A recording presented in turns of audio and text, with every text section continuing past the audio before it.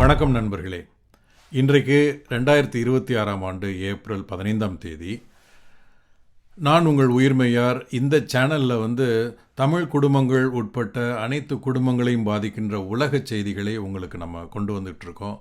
அந்த சிறந்த தரவுகள் இருக்குது. அந்த சிறந்த தரவுகளோடு ஒரு பகுப்பாய்வு கண்ணோட்டத்தோடு ஒரு அனலிட்டிக்கல் ஃபோக்கஸ் இதில் இருக்கும். அதனால் இதை நீங்கள் உடனடியாக சப்ஸ்கிரைப் பண்ணுங்கள். இந்த சேனல் சப்ஸ்கிரைப் பண்ணால் தான் யூடியூப் அல்காரிதம் உடனடியாக நாங்கள் எந்த காணொளி போட்டாலும் அது உங்களுக்கு சேரும். போன வாரம் பாகிஸ்தானில் இஸ்லாமாபாத்தில் அமெரிக்க தலைவர்களும் ஈரானிய தலைவர்களும் உட்காந்து அமெரிக்க இஸ்ரேல் ஈரான் போர் குறித்து பேசினாங்க இல்லையா? அது ஒரு 20-21 மணி நேரம் நடந்த அந்த பேச்சுவார்த்தை தோல்வி அடைந்தது அப்படிங்கிறது உங்களுக்கு தெரியும். ஆனால் அதுக்கு பிறகு நேற்று டொனால்ட் ட்ரம்ப் என்ன பண்ணியிருக்கிறாருன்னா, வாஷிங்டன் போஸ்ட் அப்படின்னு ஒரு பத்திரிக்கை இருக்காங்க அமெரிக்காவில். அந்த வாஷிங்டன் போஸ்ட் பத்திரிகையில் இருந்து ஒரு நிருபர் அவர் பாகிஸ்தான்லேருந்து ஒரு செய்தி அனுப்புகிறார். அப்போ அவர் ட்ரம்ப் என்ன சொல்கிறாரு, நீங்கள் அங்கேயே இருங்க, ஏன்னா இன்னும் ஒரு 2 நாளில் நம்ம திருப்பி அந்த பேச்சுவார்த்தையை தொடங்கிறதுக்கான வாய்ப்புகள் இருக்குது அப்படின்னு சொல்கிறார். பாகிஸ்தான் இராணுவ தளபதி இருக்கிறார் இல்லையா, அவர் பேர் ஃபீல்ட் மார்ஷல் அசீம் முனீர். அவரை குறித்து ட்ரம்ப் என்ன பண்ணுறார், மிக ரொம்ப தீவிரமான ரொம்ப திறமையான ஒரு செயற்பாட்டாளர், அவர் மத்தியஸ்தம் பண்ணுறதில் ரொம்ப சிறப்பாக பண்ணியிருக்கிறாரு. அதனால் அந்த வாஷிங்டன் போஸ்ட் நிருபர்கிட்ட என்ன சொல்கிறாருன்னா, நீங்கள் திரும்பி வர வேணாம், கொஞ்சம் வெயிட் பண்ணுங்கள், ஒரு 2 நாளில் மறுபடி இந்த பேச்சுவார்த்தை தொடங்கும் அப்படின்னு ட்ரம்ப் கூறியிருப்பதாக செய்திகள் வந்திருக்கு. இப்போ தான் அது ஒழுங்காக போயிட்டு இருந்தது. அப்போது அந்த ஹோமோஸ் நீரிணையை தாக்குவோம் அப்படின்னு சொல்லிட்டு ஈரான் அதை கட்டுப்பாட்டுக்குள்ளே கொண்டு வரும்போது அங்கே ஈரான் மேலே இஸ்ரேலும் அமெரிக்காவும் சேர்ந்து சண்டை போட்டாங்க. கிட்டத்தட்ட ஒரு 40 நாள் அந்த சண்டை நடந்தது. அதுக்கப்புறம் ஒரு 2 வாரம் அதை நிறுத்துவோம்ப்பா அப்படின்ட்டு ட்ரம்ப் என்ன பண்ணார், 2 வாரம் போர் நிறுத்தம் அப்படின்னு சொன்னாங்க. இப்போ 2 வாரம் போர் நிறுத்தின பிறகு பேச்சுவார்த்தைக்கு கூப்பிட்டாங்க. இஸ்லாமாபாத்தில் பாகிஸ்தான் அரசு மத்தியஸ்தம் பண்ணி பேசினாங்க. ஆனால் என்னாச்சு, ஒரு 20-21 மணி நேரத்தில் அமெரிக்க துணை ஜனாதிபதி ஜேடி வான்ஸ் என்ன பண்ணார், இதெல்லாம் சரிபட்டு வராது, நாங்கள் சொல்கிற எந்த ஒப்பந்தத்தையும் அவங்க ஏற்றுக்க மாட்டேங்கிறாங்க, ஒரு உத்தரவாதம் கொடுக்க மாட்டேங்கிறாங்க, அணு ஆயுதம் தயார் பண்ண மாட்டோம் அப்படின்னு ஈரான் உத்தரவாதம் தர மாட்டேங்கிறாங்க, நாங்கள் திரும்பி போகிறோம், ஏமாற்றத்தோடு திரும்பி போகிறோம் அப்படின்னு சொல்லி ஜேடி வான்ஸ் போயிட்டார். அப்படி ஜேடி வான்ஸ் போயிட்டுருக்கும்போதே அதுக்குள்ளே அவர் ட்வீட் போட்டார் ட்ரம்ப்பு, இதெல்லாம் சரிப்பட்டு வராது, நாங்கள் அந்த ஹோமோஸ் நீரிணையில் எந்த கப்பலும் வராமல் நம்ம நாங்கள் பிளாக் பண்ணுறோம், நீ என்ன பிளாக் பண்ணுறது அப்படின்னு சொல்லிட்டு ட்ரம்ப் அந்த அமெரிக்க கப்பற்படைக்கு ஆணையிட்டார். இப்போ என்னடான்னா, அடுத்த நாள் ஒரு நாளில் இன்னும் 2 நாளில் திருப்பி நாங்கள் பேச்சுவார்த்தையில் அமர்ற மாதிரி இருக்கலாம், அதனால் வாஷிங்டன் போஸ்ட் நிருபர்கிட்ட நீங்கள் அங்கேயே இருங்க அப்படின்னு சொல்லியிருக்கிறார். அப்போ உலகத்தில் இவ்வளோ பெரிய ஒரு ஹை போஸ்ட்டில் இருக்கிறவங்க, உலக தலைவர்கள் கொஞ்சம் சிந்தித்து நிதானமாக பொறுமையாக எல்லா மக்களுடைய ஒரு அவங்களுடைய வாழ்வாதாரத்தை காப்பாற்றுற அளவு தானே நம்ம அந்த தலைவர்கள் இருக்கணும். ஆனால் போட்டி போட்டுக்கிட்டு இந்த மாதிரி முதல்ல போரை துவங்குவது, அதுக்கப்புறம் போர் நிறுத்தம்னு சொல்கிறது, அதுக்கப்புறம் பேச்சுவார்த்தையை உடனடியாக முறிக்கிறது, அப்புறம் தானே முற்றுகை பண்ணணும்னு நினைக்கிறது, அப்புறம் இருங்க 2 நாளில் மறுபடி பேச்சுவார்த்தை நடக்கும் அப்படின்னு சொல்கிறது, இப்படி மாற்றி மாற்றி பேசும்போது உலகத்தில் இருக்கிற மற்ற தலைவர்கள்லாம் கூர்ந்து கவனிச்சிட்ருக்காங்க. இது ஒரு மோசமான உதாரணத்தை கொடுக்குது, இது எப்படிப்பட்ட விளைவுகளை ஏற்படுத்தும் அப்படின்னு சொல்லிட்டு பல தலைவர்களும் பல மக்களும் ரொம்ப கவலையாக இருக்கிறது. ஏன்னா இப்போ நீங்கள் உங்களுக்கே தெரியும், வர்ற செய்திகள்லாம் பார்க்கும்போது இது எப்படிப்பட்ட ஒரு எரிவாயு பிரச்சனையை, பொருளாதார பிரச்சனையை உண்டு பண்ணியிருக்கு அப்படிங்கிறது உங்களுக்கு தெரியும். அப்போ இதை நம்ம இன்னும் கூர்ந்து பார்க்கணும். ஒரு வேளை இன்னும் 2 நாளில் பேச்சுவார்த்தை தொடங்குமோ? பேச்சுவார்த்தை தொடங்கினா ரொம்ப நல்லது, ஏன்னா எல்லாருமே சமாதான பேச்சுவார்த்தை தான் வேணும், போர் வேணாம் அப்படின்னு தானே சொல்கிறாங்க. பார்ப்போம், இன்னும் 2 நாளில் அது மாதிரி தொடங்கி இந்த போரை நிறுத்துவதற்காக இந்த தலைவர்கள் இருந்தார்கள் என்றால் உண்மையிலே நம்ம அவங்கள மெச்சுவோம். உலக தலைவர்கள் அப்படி தான் நடந்துக்கணும். என்ன என்று பார்ப்போம். இப்படி போர் நடந்து கொண்டு இருக்கும்போது, இப்போ ரஷ்யாவுக்கும் யுக்ரைனுக்கும் போர் நடந்துகிட்ருக்கு. இப்போது அமெரிக்கா இஸ்ரேல் ஈரான் மீது தாக்குதல் நடத்திட்டுருக்கு, இஸ்ரேல் வந்து லெபனான் மீது தாக்குதல் நடத்திட்டுருக்கு. இப்படி பல இடங்களில் வந்து போர் நடத்திட்டு இருக்கும்போது நேற்று நம்ம பார்த்தோம், போப்பாண்டவர் கத்தோலிக்க மத குரு அவர் என்ன பண்ணார்னா, இது மாதிரியான போரெல்லாம் நம்ம வந்து ஆதரிக்கக்கூடாது, கடவுள் வந்து எந்த போரையும் ஆசீர்வதிக்க மாட்டார், விவிலியத்தில் சமாதானம் செய்பவர்கள் பேறு பெற்றவர்கள் அப்படின்னு தான் சொல்லியிருக்கு அப்படின்னு சொல்லி விமர்சித்தோன்னே உடனே ட்ரம்ப் வந்து அதை கண்டிச்சார் அப்படிங்கிறது நமக்கு தெரியும். உடனே ட்ரம்ப் என்ன பண்ணார், ஒரு பெரிய ட்வீட் போட்டு ஒரு படம், ஏஐ ஜெனரேட்டட் ஒரு பிக்சர் ஒன்று போட்டார் இல்லையா. அதில் வந்து அப்படியே ஏசுநாதர் மாதிரியே, ஏசுநாதர் வந்து அந்த வெள்ளை அங்கியை போட்டுட்டு அது மேலே ஒரு சிவப்பு அங்கி போட்டிருப்பார். அதை மாதிரி ஒரு படத்தை போட்டு ஒரு படுக்கையில் நோய்வாய் உற்று இருக்கிற ஒரு ஆளை வந்து அதன் மேலே அவர் கை வைக்கிற மாதிரியும் அவர் ஆசீர்வாதம் பண்ணுற மாதிரியும், இன்னொரு கையிலேருந்து ஒரு பெரிய ஒரு சக்தி வர்ற மாதிரி, ஒரு ஒளி வர்ற மாதிரியும், பின்னாடியெல்லாம் வந்து இப்போ ஈரான் இது அமெரிக்காவுடைய ஐகான் அந்த பருந்து பறக்கிற மாதிரி நிறைய பேர் அதை வந்து சுற்றி பார்க்குறாங்க. மருத்துவ அதிகாரிகள், இராணுவ அதிகாரிகள், மக்கள் எல்லாம் பார்க்குறாங்க. எல்லோரும் பார்த்துட்டு இருக்கும்போது இவர் வந்து தான் ஒரு இயேசுநாதர் கடவுள் அப்படிங்கிற மாதிரி அவர் வந்து அந்த நோயை வந்து நீக்கிற மாதிரி. அப்போது அமெரிக்காவில் will make America great again அப்படின்னு சொன்னார்ல, அது மாதிரி நோய்வாய்ப்பட்டு கிடக்கிற மக்களை வந்து அவர்களை உயிர்த்தெழ வைப்பதற்கு என்னால் தான் முடியும் அப்படின்னு சொல்லி அவர் ஒரு இயேசுநாதருக்கு இணையாக ஒரு ட்வீட் போட்டார் இல்லையா, ஒரு படத்தை இது பண்ணார். அது மட்டும் இல்லை, போப்பாண்டவர் வந்து ஒரு கம்யூனிஸ்ட்டு, அவர் வந்து ஒரு இடதுசாரி, இந்த மாதிரி க்ரைம் அதிலெல்லாம் வந்து அவர் வந்து ரொம்ப வீக். அவர்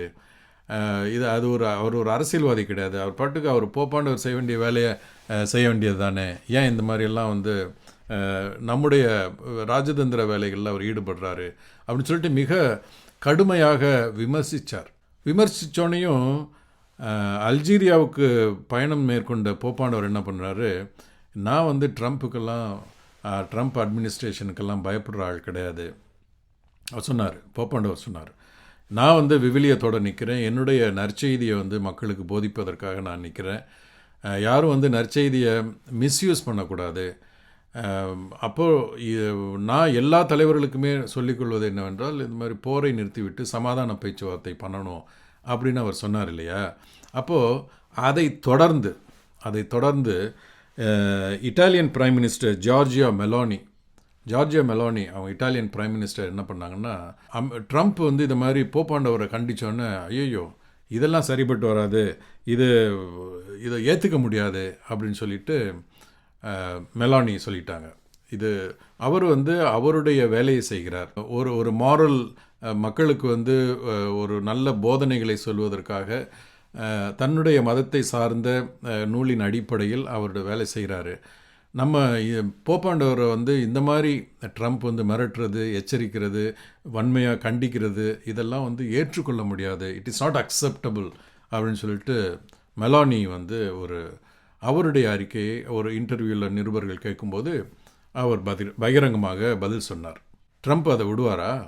ட்ரம்ப் என்ன பண்ணாருன்னா, நான் இந்த ஜார்ஜ் மெலானி வந்து ஒரு அரசியல் கூட்டாளின்னு நினச்சேன், ஆனால் இப்போ தான் நான் பார்க்குறேன் அவருக்கு கொஞ்சம் கூட துணிச்சல் கிடையாது, அவர் ஒரு பயந்தாங்கொலி, நான் ரொம்ப துணிச்சல்வாதி அப்படின்னு நினச்சேன், ஆனால் நான் தவறாக நினச்சிட்டேன் அப்படின்னு சொல்லி இட்டாலியன் பிரைம் மினிஸ்டர் மெலானியை வந்து ட்ரம்ப் மறுபடி வீசியிருக்கிறார். அப்படி நேற்று பார்த்தோம், சைனாவை வந்து வம்புக்கு இழுத்தார்.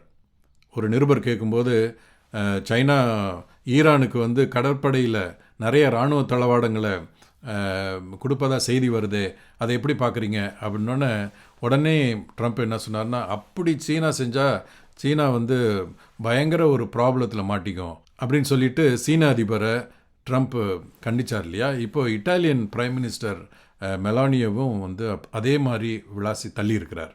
சரி, இத்தாலியில் இருக்கிற இட்டாலியன் பிரைம் மினிஸ்டர் மெலானி மட்டும்தான் அவருக்கு சப்போர்ட் பண்ணுறாரான்னு பார்த்தாக்க, ஒரு நிருபர் என்ன பண்ணியிருக்காரு, ரோமில் இருக்கிற வட்டிகான் சிட்டியிலே போய் நிறைய பேரை இன்டர்வியூ எடுத்துருக்கிறாரு. நிறைய உள்ளூர் கடைக்காரர்கள், வெளியிலேருந்து வந்த டூரிஸ்ட்டு எல்லார்ட்டையும் வந்து அவர் கேட்கும்போது வந்து ஹீஸ் அ திங்கிங் போப். அவர் வந்து ஒரு சிந்தனை திறன், அவருக்கு சுயமான சிந்தனை இருக்குது. யாருக்கும் பயப்படாமல் அவர் வந்து இப்போ இருக்கிற இங்கே உலகத்தில் இருக்கிற அரசுகளுக்கு பயப்படாமல் ஒரு இறை அரசுக்கு பயந்து அவர் ஒரு சமாதான பேச்சுவார்த்தைக்கு தானே நல்லது தானே அவர் சொல்கிறாரு. இதை வந்து ட்ரம்ப் கண்டித்தது வந்து நாங்கள் வந்து வன்மையாக கண்டிக்கிறோம் அப்படின்னு சொல்லிட்டு நிறைய பேருக்கு இப்போ போப்பாண்டவருக்கு நிறைய சப்போர்ட் வந்துட்டுருக்கு. போப்பாண்டவர் இப்போது ஆப்பிரிக்காவுக்கு நைஜீரியாவுக்கு போயிருக்கிறாரு. அங்கேயும் வந்து பல தலைவர்கள்ட்ட பேசும்போது ஈவன் விமானத்தில் போகும்போது கூட விமானத்தில் நிருபர்கள் கேட்குறாங்க. அப்பையும் அவர் தொடர்ந்து சொல்கிறாரு, டயலாக் இஸ் வெரி இம்பார்ட்டண்ட். நம்ம எந்த ஒரு பிரச்சனை இருக்க தான் செய்யும். பிரச்சனை வந்து நம்ம உட்காந்து தான் பேசணும். ராஜதந்திர சமாதான பேச்சுவார்த்தைகளில் தான் இது பண்ணணும். எத்தனை பேர் ஒரு போர்னு நடந்தால் எவ்வளவு சாதாரண எளிய மக்கள் ரொம்ப கஷ்டப்படுறாங்க, எவ்வளவு நம்ம மனிதர்கள் ரொம்ப உழைத்து கஷ்டப்பட்டு கட்டின கட்டிடங்கள், மருத்துவமனைகள், பள்ளிக்கூடங்கள் இதெல்லாம் எவ்வளோ அழியுது. இதையெல்லாம் பார்த்துட்டு நம்ம வந்து உலக தலைவர்கள் அப்படின்னாக்க வந்து மக்களுடைய நல்வாழ்வுக்காக தான் இருக்கணும்.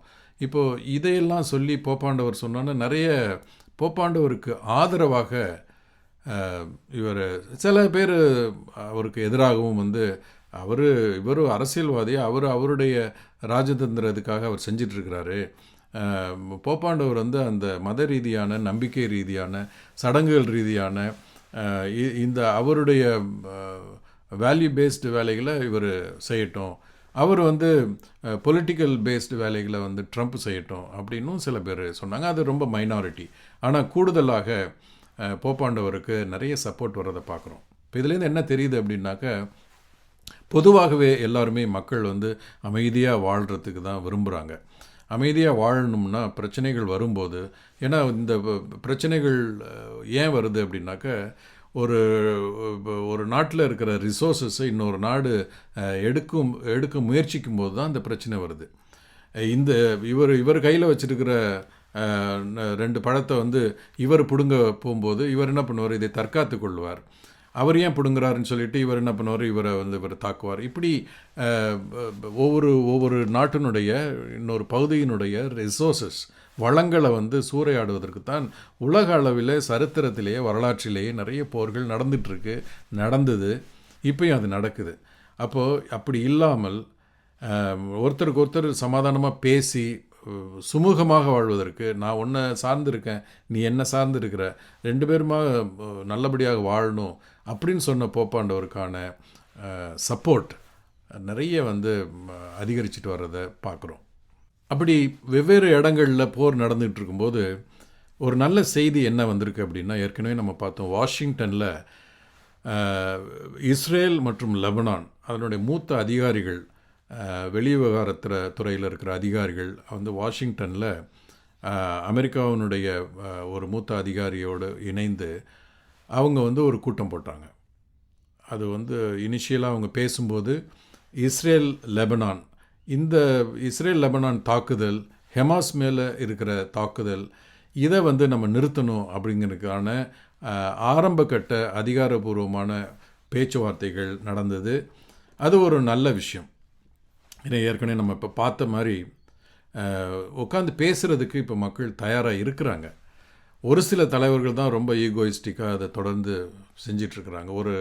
ஒருவர் சொன்னார், ஏன் இந்த மாதிரி போர்கள் நடக்குது அப்படின்னா, நிறைய பேருடைய பட்ஜெட், நிறைய அரசாங்கத்தினுடைய பட்ஜெட் வந்து போர் தளவாடங்களை உருவாக்குறதுக்காக இருக்குது. அந்த போர் தளவாடங்களை உருவாக்குனா அதை வந்து விற்கணும். அப்போ அது விற்கணும்னா எங்கேயாவது போர் நடக்கணும். அப்போ அந்த போர் நடக்கிறதுக்கான விஷயங்களை தூண்டி விட்டுட்டு அவர்கள் செய்த அந்த போர் தளவாடங்களை விற்பனை செய்வதற்காகத்தான் போர்கள் நடக்குது அப்படின்னு சொல்கிற ஒரு விஷயத்தை நம்ம வந்து ஆழமாக உன்னிப்பாக கவனிக்கணும். அதுவும் சரியாகத்தான் படுகிறது. ஆனால் அந்த நேரத்திலும் இதை போன்ற இப்போ இஸ்ரேலும் கிட்டத்தட்ட ஒரு 30-40 இயர்ஸாக வந்து இஸ்ரேலுக்கும் லெபனானுக்கும் இடையே ஒரு ராஜதந்திர ராஜாங்க ரீதியான உறவுகள் எதுவுமே இல்லை. ஆனால் இப்போ வாஷிங்டனில் உட்காந்து பேசுகிறாங்க. இது ஒரு நல்ல விஷயம். இந்த விஷயம் வந்து சிறப்பாக நடந்து இஸ்ரேல் லெபனான் மீது போடுகின்ற தாக்குதலை நிறுத்தினால் மிகவும் சிறப்பாக இருக்கும். இப்போ இஸ்ரேல் லெபனான் எல்லாம் வந்து வாஷிங்டனில் உட்காந்து பேசுகிறாங்க, அது சிறப்பான செய்தி அப்படின்னு பார்த்தோம். ஆனால் அதே நேரத்தில் ரஷ்யா என்ன பண்ணியிருக்கு, உக்ரைன் மேலே மிகுந்த பெரிய தாக்குதலை நடத்தியிருக்கு. அது என்ன பண்ணியிருக்குன்னு பார்ப்போம். 2026 ஏப்ரல் 14 நேற்று உக்ரைனின் மத்திய கிழக்கு நகரம் டினிப்ரோ அதில் வந்து ஒரு நகரத்தில் மத்தியில் சாதாரண மக்கள் குடியிருப்பு பகுதியில் குண்டு போட்டு நிறைய பேர் இறந்துருக்கிறாங்க, காயமடைஞ்சிருக்கிறாங்க. பல வாகனங்கள் வந்து சேதப்படுத்தப்பட்டிருக்கு. அங்கே ஒரு எரிவாயு நிலையம் அது வந்து தீப்பற்றி இருந்திருக்கு. அப்போது தெருவில் போனவங்க வந்தவங்க காருக்குள்ளே இருந்தவங்க இவங்கெல்லாம் நிறைய பேர் பலியாக இருக்கிறாங்க. இப்போ தொடர்ந்து இது மாதிரி ரஷ்ய படை என்ன பண்ணியிருக்கு, இடையில வந்து இந்த ஈஸ்டர் வந்தது இல்லையா, பாஸ்கா தினம், கத்தோலிக்கர்கள் கொண்டாடுற ஈஸ்டர், அந்த ஈஸ்டருக்கு வந்து போர் நிறுத்தம் பண்ணியிருந்தார் புட்டின். அந்த ஈஸ்டர் முடிஞ்ச உடனேயே இது மாதிரி ஆரம்பித்தது வந்து மிகுந்த கவலைக்கு உள்ளாக்கப்படுகிறது. இதை நம்ம வந்து ரொம்ப ஆழ்ந்த வருத்தத்தோடு தான் நம்ம இதை பார்க்க வேண்டியிருக்கு. பல இடங்களில் இது மாதிரி போர் நடந்துகிட்டு இருக்கும்போது மிக முக்கியமாக இந்த ஹோர்முஸ் நீரிணை அது வந்து முற்றுகையிடப்படுகிறது, தாக்கப்படுகிறது, மூடப்படுகிறது. அது வழியாக தான் நிறைய வந்து எரிவாயு கடத்தப்பட வேண்டும். அது இல்லாததுனால எல்லா நாடுகள்லேயும் பாதிப்பு இருக்குது அப்படின்னு பார்த்தோம். அதில் மிக முக்கியமாக இப்போ ஆஸ்திரேலியாவை எடுத்துக்கிட்டோம். ஆஸ்திரேலியா குவாண்டஸ் ஏர் அவங்க வந்து என்ன பண்ணாங்கன்னா, அவங்களுடைய விலையை வந்து அதிகப்படுத்திட்டாங்க. எல்லா டிக்கெட் விலைகள் எல்லாமே அதிகப்படுத்திட்டாங்க. இன்னும் வந்து சில ஃப்ளைட்ஸை வந்து நிறுத்திட்டாங்க. அது காரணம் என்ன அப்படின்னா, சாதாரண இந்த எண்ணெய் விலை வந்து கச்சா எண்ணெய் வந்து ஒரு பேரலுக்கு சுமார் 56 அமெரிக்க டாலர்லேருந்து திடீர்னு வந்து 100 அமெரிக்க டாலராக மாறிடுச்சு. அப்படியே டபுள் மடங்கு. அப்போது இந்த ஜெட் எரிபொருள் இருக்கு இல்லையா, ஃப்ளைட்லாம் போகிறதுக்கு வேண்டிய ஜெட் எரிபொருள், அந்த ஃபியூயல் வந்து ஒரு பேரலுக்கு 20 அமெரிக்க டாலராக இருந்தது, 120 அமெரிக்க டாலராக சல்லுன்னு ஏறிடுச்சு. அப்போ அது என்ன பண்ணும், எப்படி அது வந்து இப்போ ஏற்கனவே வாங்கின டிக்கெட்ஸ் இருக்குல்ல, அப்போ அவங்களுக்கு கூட வந்து திருப்பி பணத்தை கொடுத்து அந்த சில கட்டணங்களை சில பயணங்களெல்லாம் ரத்து பண்ணுற அளவுக்கு இப்போது ஆஸ்திரேலியாவில் நடந்துகிட்ருக்கு. இப்போது இந்த நிலையில் தான் வந்து ஆஸ்திரேலிய பிரதமர் என்ன பண்ணியிருக்காரு, ஏற்கனவே நம்ம பார்த்தோம், அவர் சிங்கப்பூர் போயிருந்தார். சிங்கப்பூர் அரசோடு பார்த்து எரிவாயுவை தொடர்ந்து வர்றதுக்கு ஏற்பாடு பண்ணார். மலேசியாவை பார்த்தார். இன்றைக்கு ப்ரூனே போயிருக்காரு. ஆஸ்திரேலிய வெளிநாட்டு விவகார அமைச்சர் பென்னி வாங் அவங்களும் வந்து ஆஸ்திரேலிய பிரைம் மினிஸ்டர் ஆண்டனி ஆல்பனீசி அவர்களோட போயிருக்கிறாங்க. ப்ரூனேயில் இன்றைக்கி பார்த்துட்டு, ஏன்னா ப்ரூனே தான் வந்து ஒரு 9-10% எரிவாயுவை ஆஸ்திரேலியாவுக்கு கொடுக்குற எரிவாயுவாக தான் கொடுக்குது. இன்றைக்கு Anthony Albanese prime minister of Australia ப்ரூனேயில் இருக்கிறார். ஸோ இந்த நேரத்தில் இந்தியா என்ன பண்ணுது அப்படின்னு பார்த்தா, பிரதமர் மோடி அவர்கள் என்ன பண்ணார், நேரடியாக இப்போ ட்ரம்ப் அவர்கிட்ட பேசிட்டு இந்த மாதிரி ஹோர்முஸ் நீரிணை முற்றுகையை வந்து தவிர்க்கணும், எரிவாயு எல்லா இடத்துலையுமே பிரச்சனையாக இருக்குது, அப்போ அதற்கான ஒரு சொல்யூஷன், ஒரு தீர்வு காணணும் அப்படின்னு சொல்லிட்டு அவங்க பேச்சுவார்த்தை தொலைபேசியில் பேசி அழைத்ததாக செய்திகள் வருகின்றன. அதே நேரத்தில் வந்து இந்தியா ரஷ்யாவிலிருந்து கச்சா எண்ணெய் வருது, அதுக்கான செலவு அதிகமாகிட்டு போகுது. அதனால் நிறைய இடத்துல வந்து தொழிலாளர்கள் போராட்டம் நடத்துகிறாங்க. இப்போது இந்தியாவில் நிறைய அசாம், மேற்கு வங்கம், தமிழகம், கேரளா, புதுச்சேரி எல்லா இடத்துலையும் எலெக்ஷன்ஸ் வேறு நடந்துகிட்ருக்கு.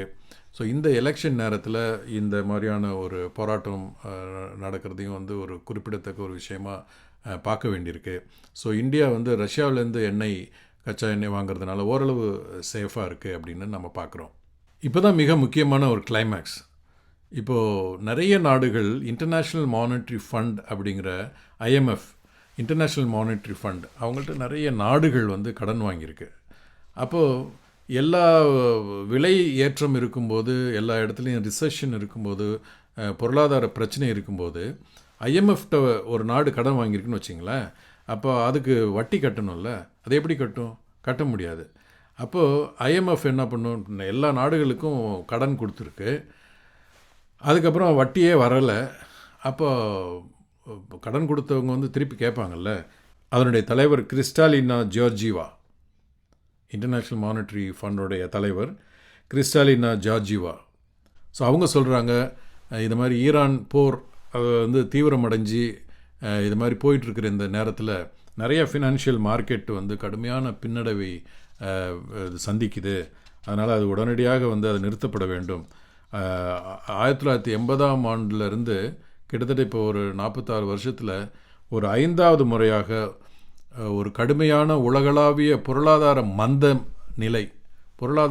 நிலை, எந்த ஏற்றமும் இல்லாமல் ரொம்ப சரிவில் ஓடிட்டுருக்கிற நிலை வந்து கொண்டு இருக்கிறது, இது நடந்து கொண்டு இருக்கிறது. இது வந்து மிகவும் மோசமான சூழ்நிலைக்கு நாடுகளையும் மக்களையும் சமூகத்தையும் கொண்டு செல்லும் அப்படின்ட்டு IMF தலைவர் சொல்லியிருக்கிறாங்க.